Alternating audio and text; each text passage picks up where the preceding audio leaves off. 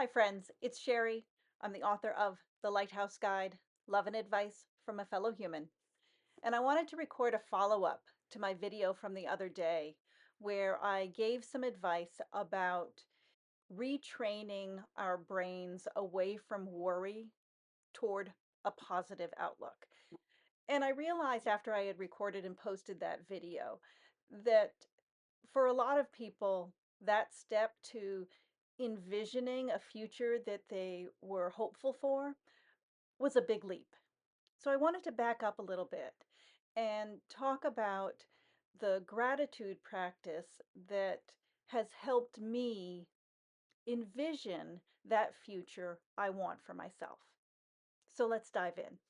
I want to start the video by talking a little bit about my mother. Now, my mother was a very practical woman, but an exceedingly positive one. She was someone who lost her husband, her mother, her sister in a span of 9 months. 2 years later, lost her remaining sibling. And a decade later, she would be diagnosed with a degenerative muscular disease that would take her from being active and involved to a nursing home bed. That might, to many people, seem very grim. But the way my mother handled this was as if she had known she was given one opportunity in this lifetime to live life. And she was going to take advantage of every opportunity to live it fully and joyfully. I remember when I was in high school, glancing over at her in her thrift store coat, which I don't know what she was thinking. It was faux fur. She looked like an Ewok. But she had smile lines around her eyes that was a testament to the way she lived it. And I thought to myself, I hope when I get to be her age, I have lines just like that. When she was losing her ability to walk independently and was more reliant on a walker, I remember that my relatively young kids wanted to play badminton, something she had enjoyed throughout her life. And rather than saying, oh no, I can't, she said, well, let's go. And for at least 30, 45 minutes, she stood in our yard, one hand on her walker, one on a racket, while the kids hit birdies toward her. And she had a ball. The lessons that she showed me of how to be the water in life and move around obstacles, flow where you want to be, that came in handy when I was going through challenges. When my husband was hospitalized, one of a number of times over the span of a year, it was very hard to stay in a positive frame of mind.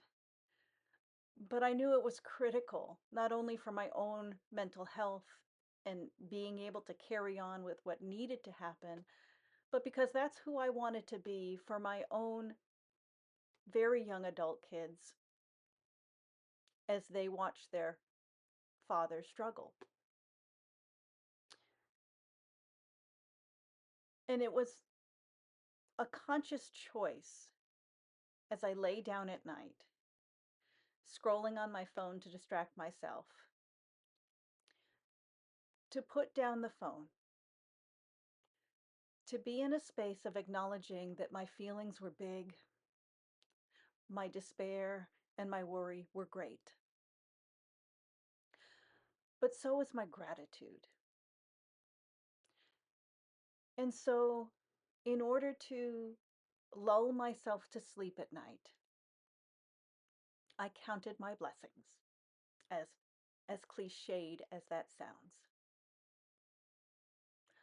I started small. thank you for another day. Thank you for clean sheets and a hot cup of tea. I am grateful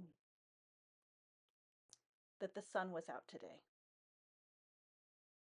I am grateful that I got to share the turkey dinner at the hospital with my husband. I am grateful for the friend who stopped by with a card and well wishes. These socks are warm. I am grateful for them. I am grateful that we have insurance. As much of an administrative nightmare as it is, it's a safety net, and too many people don't have that. I am grateful. And I would continue thinking of things to be grateful for until I was asleep. But that practice of searching for things to be grateful for carried over into my days, so that when that culinary staff person came into the room and offered to put down an extra raspberry sorbet so that I could share one with my husband, I was grateful. And I said so. We got to know a lot of these people, these workers that for many people were a behind the scenes staff. To us, they were important. They were the structure behind our everyday going smoothly. And we told them how grateful we were. My husband thanked every caregiver that came into his room. He made small talk as he was able and cracked jokes. And I was grateful that he could find humor. It is really easy when times are challenging to get so caught up in how awful things are that we forget to be thankful for what is. We forget to be thankful for what's going right, for what we have, for the people we have in our lives. So I just wanted to pop in today with this very short video to say that if the previous one felt like too big of a leap, start small. Start thinking of anything, however unimportant or insignificant it might seem. If you can name it, it helps shape your worldview so that you are looking for things not to be angry about, not to be fearful of, but to be grateful for.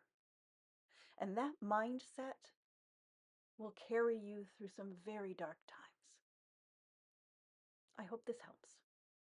And that's it. Until next time, take care. And in case you haven't heard, I am glad you were born.